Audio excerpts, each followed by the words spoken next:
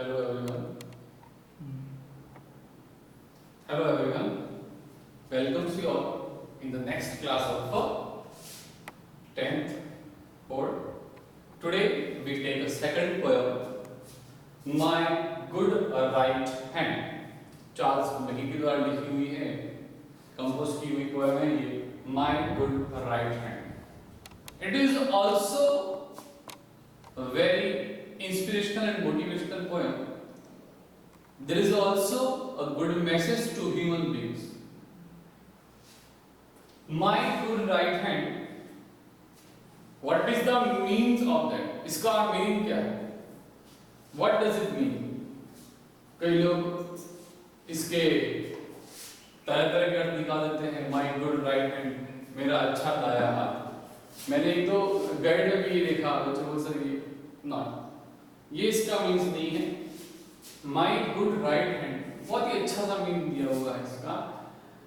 My good right hand, एक अच्छा सा क्वेश्चन भी इससे बनता है कि व्हाट डज इट रिप्रेजेंट. ये जो फ्रेज है, ये पोएम का टाइटल है, वो क्या है हम आगे पढ़ेंगे इसके बारे में, लेकिन आपको बता देता हूं. माई गुड राइट हैंड का मीन्स है यहाँ पे hard work and self confidence.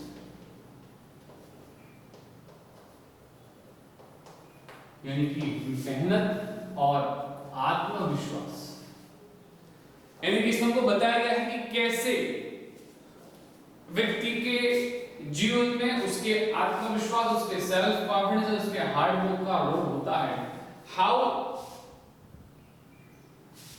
This change The life of human beings. कैसे ये दोनों मिलकर के hard work and self confidence इंसान के जीवन को बदल सकते हैं, वो इस पोएम के अंदर हमको बताया गया है. इस पोएम को हम पढ़ेंगे.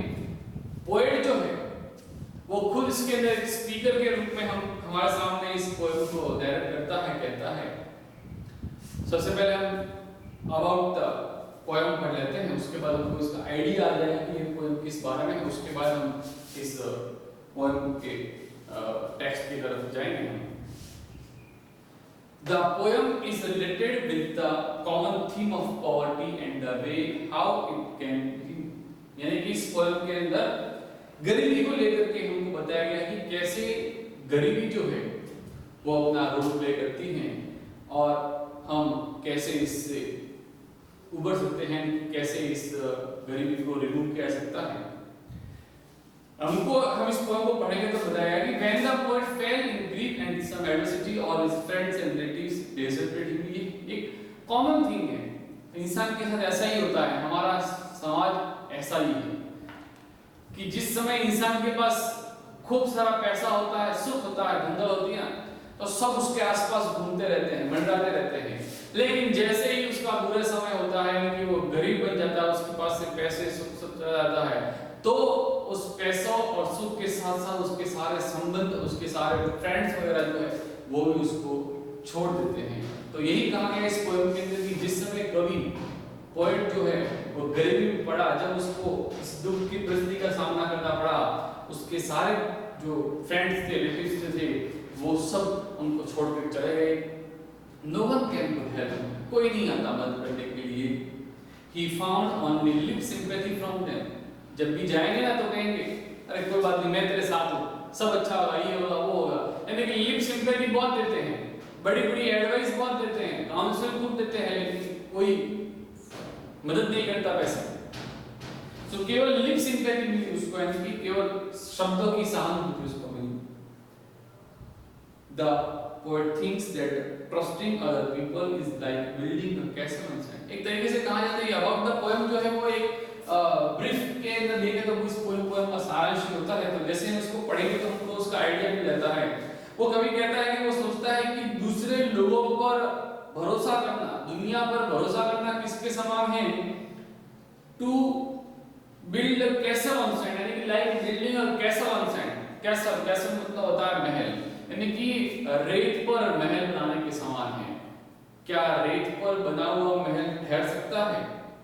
नहीं, क्योंकि जैसे ही रेत वहां से निकलेगी, हटेगी तो महल जो है वो ढह जाएगा। तो उसी तरीके से दुनिया पर यानी कि दूसरे लोगों पर भरोसा करना मिट्टी पर, रेत पर महल बनाने के समान है, इसलिए हमको ऐसा नहीं करना। Therefore he decided to believe in God and the hard work to be done by himself. इसलिए वो पोएट भी डिसाइड करता है कि नहीं, अब मैं दूसरे लोगों पर भरोसा नहीं करूंगा, केवल किस पे भरोसा करूंगा, मैं मेरे खुद की मेहनत पर, हार्ड वर्क पर और उस हेवन पर, उस गॉड पर, भगवान पर। With this realization, his courage returned in him.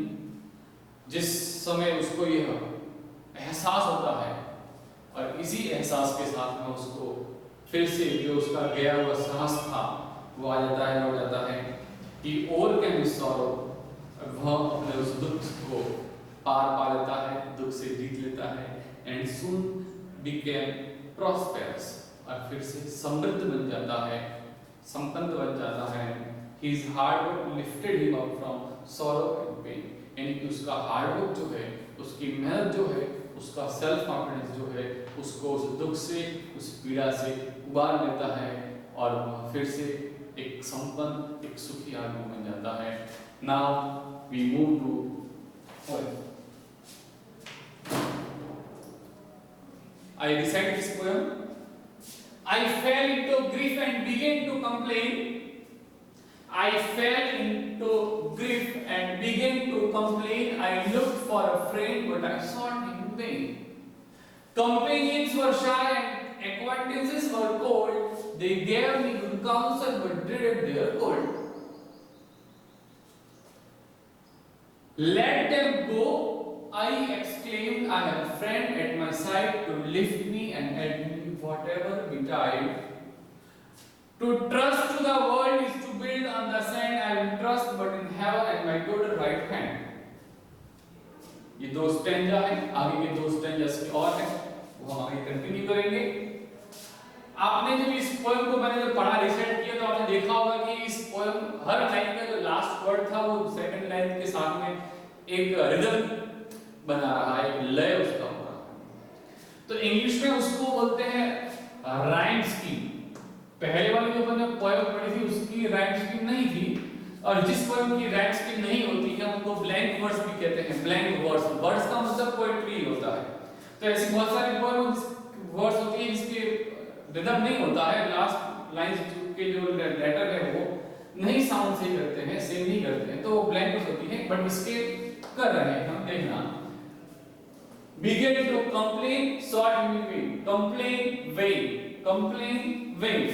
A और इंग्लिश में राइम स्कीम जो लिखी जाती है वो स्मॉल अल्फाबेट से लिखी जाती है। सो जैसे हम इसको करेंगे, ए दिया तो इधर भी ए लिखा, क्योंकि सेम साउंड है। Complain, vain, A complain, vain. Cold, gold, B.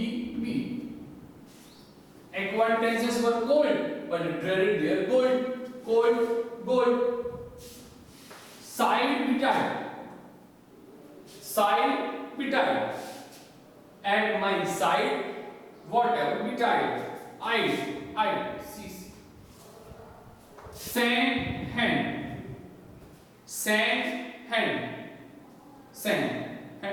Sound देखो हमारा डी। आगे भी हम देखेंगे, उसमें भी होगा वो सिस्टम जो है आगे रहेगा। तो इसकी राइम स्कीम में तो A B C C D आगे मिल जाएंगे। तो ये इसकी राइम स्कीम है। नाउ हम इसका देख लेते हैं ट्रांसलेशन, इसका एक्सप्लेन करते हैं। आई कौन है यहाँ पर? Poet himself. I fell into grief and began to complain.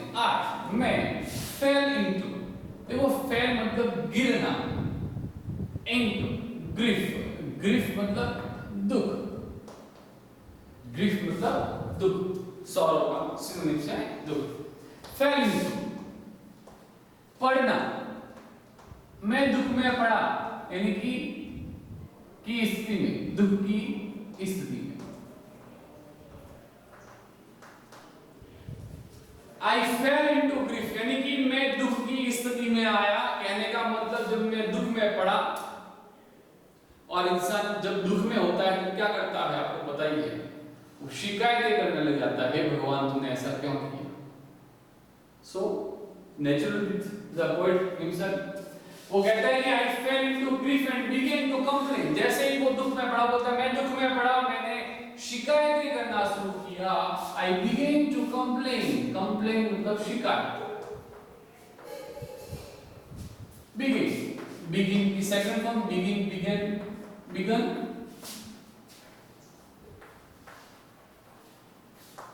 ये पास्ट में लिखी हुई है आई फेल, ये भी सेकंड फॉर्म है। I fell into grief and began to complain. मैं दुख में पड़ा, मैंने शिकायतें करना शुरू किया। I looked for a friend. सीधी सी बात है, हम शिकायतें करते हैं, फिर दुख में हमको कौन याद आते हैं? हमारे मित्र, हमारे सगे संबंधी, वो हमें याद आते हैं, क्योंकि हम चाहते हैं, हमारी आशा होती है, हमारी उम्मीद होती है कि वो हमारी हेल्प करेंगे, हम उनसे हेल्प मांग जाते हैं। तो पोएट ने भी वही किया। I looked for a friend. Look for मतलब होता है ढूंढना, लुक फॉर ढूंढना। I looked for a friend but I sought him in vain. Sought मतलब ढूंढना, तलाश करना। Him in vain, vain मतलब व्यर्थ, बेकार।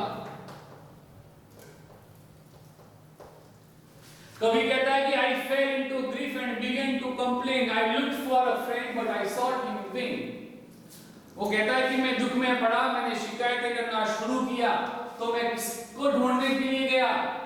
My true friend, कोई तो मेरा सच्चा मित्र होगा जो मेरी सहायता करेगा इस दुख के अंदर। So I looked for a friend. मैंने एक अच्छे मित्र की, सच्चे मित्र की तलाश की, उसको ढूंढा। Looked for second form, but I sought him in vain. लेकिन मेरी ये तलाश, मेरी ये खोज क्या हो गई? व्यर्थ हो गई, vain, बेकार में चली गई। Because I could not find a true friend who could help me. मुझे ऐसा कोई मित्र नहीं मिला जो मेरी सहायता कर सके। और ऐसा ही होता है,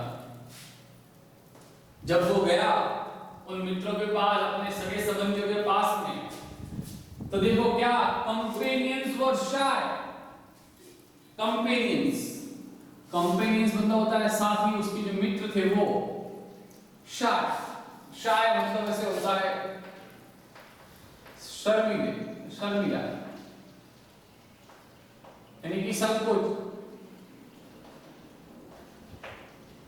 जब वो उनके पास गया, अपने साथियों के पास, तो वो सब संकोच करने लगे।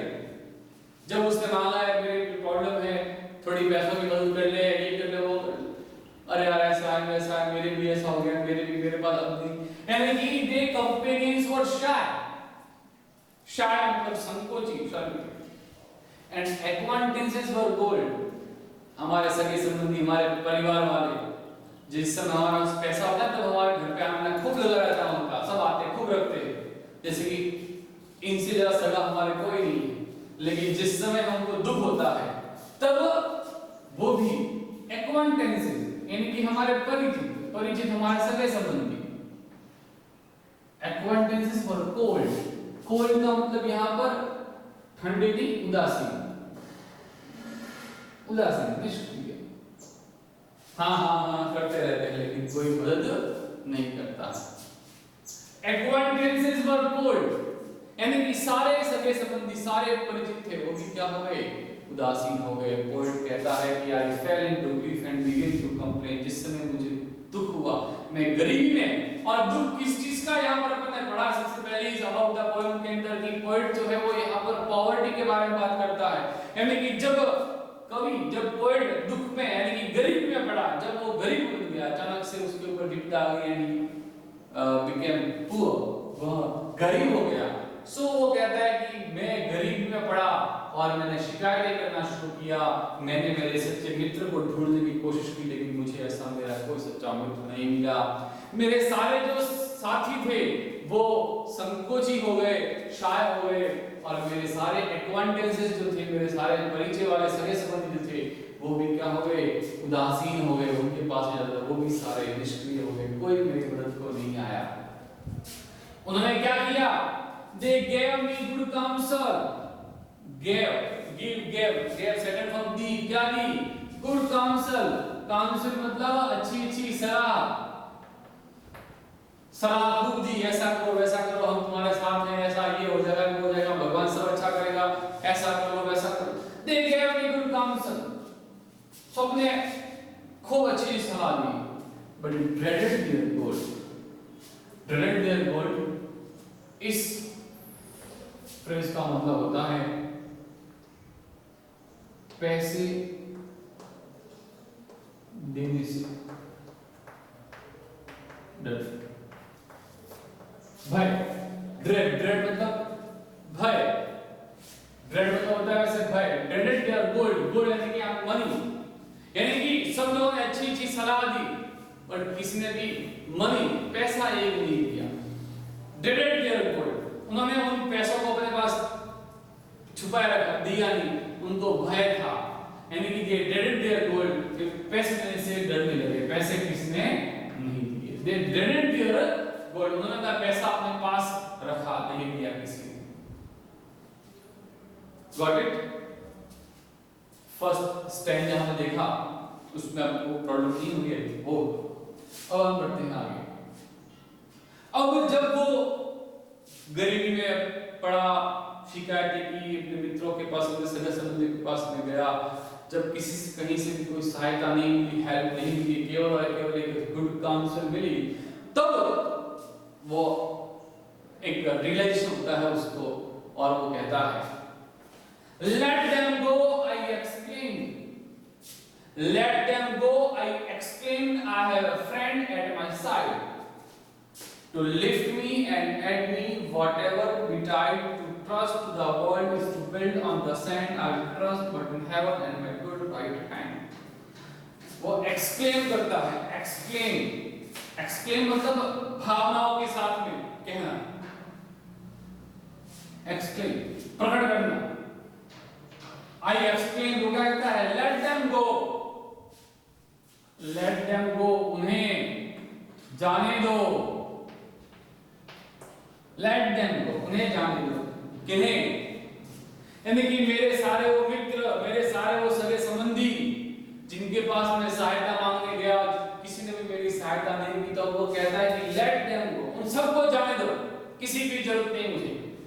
let them go, I explain, वो भावनाओं के साथ में उसके अंदर फीलिंग्स आ जाती है, उसके अंदर एक जज्बा आ जाता है, वो कहता है I explain, let them go, और वो क्या कहता है, I have HAV have past, I have a friend at my side, वो कहता है कि मेरी तरफ, मेरे पास मेरा मित्र है।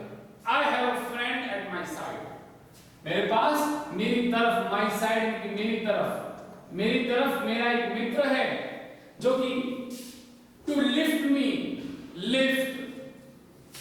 लिफ्ट मतलब उबारना, उबारना समझते हो, किसी संकट की परिस्थिति से किसी को उबारना, किसी को खुश करना, किसी को दुख से निकालना। To lift me and aid me, aid मतलब सहायता, मदद। वो कहता है कि उन सबको जाने दो, मेरे पास, मेरी तरफ मेरा एक मित्र है जो कि to lift me and aid me, whatever betide, whatever, कुछ भी betide मतलब होना। वो कहता है भले कुछ भी हो जाए, व्हाटएवर betide, मुझे उबारने के लिए, मेरी मदद करने के लिए मेरे पास, मेरी तरफ कौन है, मेरा एक मित्र है। अब वो उसका मित्र कौन है हम आगे पढ़ेंगे। वो कहता है कि let them go, I explain, I have a friend at my side to lift me and aid me, whatever betide, जो कुछ भी हो जाए, मेरे पास, मेरी तरफ मेरा एक मित्र है जो कि मुझे उबारने के लिए और मेरी मदद करने के लिए है। To trust to the world is to build on the sand, वो कहता है to trust to the world is to build on the sand। Trust मतलब होता है विश्वास करना, भरोसा करना। आपको मैंने अबाउट द पोएम में बताया। To trust the world, world मतलब दुनिया, दुनिया मतलब दूसरे लोग, समझ समाज के, हमारे आसपास के दूसरे लोग जो भी हैं। To trust to the world is to build on the sand. अपन ने देखा ना इसके बारे में उसके अंदर कि to build castle on the sand, to build on the sand, यानी कि दूसरे लोगों पर भरोसा करना, उन पर विश्वास करना। किसके समान है? बिल्ड, बिल्ड मतलब बनाना, निर्माण करना। किसका? किसी महल का। ऑन द सैंड, सैंड मतलब रेत, यानी कि दुनिया पर भरोसा करना किसके समान है? मिट्टी पर, रेत पर महल बनाने के समान है। बिकॉज क्योंकि रेत पर बने हुए महल भी टिकते नहीं हैं, उनका कोई भरोसा, उनका कोई विश्वास नहीं होता है। उसी तरह दूसरे लोगों पर भरोसा करना भी कोई मतलब का नहीं है, क्योंकि वो भरोसा भी टिकने वाला नहीं है। इसलिए वो पॉइंट कहता है कि दुनिया पर, यानी कि भरोसा करना, to trust to the world, यानी कि दुनिया का भरोसा करना, दूसरे लोगों का भरोसा करना रेत पर महल बनाने के समान है। अब वो क्या कहता है? वो जिस मित्र की बात कर रहा था वो कहता है आई विल ट्रस्ट, मैं भरोसा करूंगा लेकिन दुनिया पर नहीं, दूसरे लोगों पर नहीं। आई विल ट्रस्ट, ट्रस्ट मतलब भरोसा, विल, यहां पर आई विल ट्रस्ट, मैं भरोसा करूंगा लेकिन किस पर? बट, लेकिन इन हेवन, हेवन मतलब गॉड, गॉड मतलब भगवान। मैं भरोसा करूंगा लेकिन किस पर? केवल उस भगवान पर। And my good right hand, देखो यहां आया माय गुड राइट हैंड। मैं भरोसा करूंगा लेकिन केवल मेरे भगवान और मेरे अच्छे दाहिने हाथ पर नहीं। माय गुड राइट हैंड आपको बताया था मैंने, मेरा हार्ड वर्क यानी मेहनत, कठिन परिश्रम एंड सेल्फ कॉन्फिडेंस, और यही उसके मित्र हैं। सेल्फ कॉन्फिडेंस यानी आत्मविश्वास। वो कह रहा है कि मैं भरोसा करूंगा बट लोगों पर नहीं, दूसरी दुनिया के दूसरे लोगों पर नहीं, बल्कि किस पर? केवल भगवान पर। And my good right hand, मेरे आत्मविश्वास, मेरी मेहनत पर। Got it? अभी फिर से एक बार देखते हैं इसका शॉर्ट ब्रीफ में कि I fell into grief and began to complain till I looked for a friend but sought him in vain. Companions were shy and acquaintances were cold. They gave me good counsel but didn't their gold. वो कहता है कि मैं दुख में पड़ा, मैं विपत्ति में पड़ा, मैं गरीब में पड़ा, मैंने शिकायतें करना शुरू किया, मैंने मेरे अच्छे मित्र की खोज की, ढूंढा, लेकिन मेरी वो तलाश व्यर्थ में चली क्योंकि मुझे कोई अच्छा मेरा मित्र नहीं मिला। कंपेनियंस वर शाय, मेरे सारे साथी जो थे वो शाय यानी संकोची थे, और मेरे परिचित जो थे वो उदासीन थे, कोल्ड थे। They gave me good counsel, सबने मुझे अच्छी सलाह दी, but they dreaded their gold, यानी उन लोगों ने अपनी पैसों को, मनी की सहायता मुझे किसने नहीं की। तो वो पॉइंट कहता है लेट देम गो, उनको जाने दो, मेरे पास मेरा मित्र है, जो कुछ भी हो जाए भले, वो मेरी सहायता मुझे उबारने के लिए है। वो आगे कहता है कि दुनिया पर भरोसा करना तो रेत पर महल बनाने के समान है, क्योंकि रेत पर बना हुआ महल भी टिकता नहीं है, वैसे ही दुनिया पर किया हुआ भरोसा भी टिकता नहीं है। अब वो कहता है कि आई विल ट्रस्ट, जो उसके मित्र है, वो जिसकी बात की उसने, वो कह रहा है कि आई विल ट्रस्ट, मैं भरोसा करूंगा लेकिन किस पर? केवल उस गॉड पर, भगवान पर। And my good right hand, यानी कि मेरे हार्ड वर्क और मेरी सेल्फ कॉन्फिडेंस पर।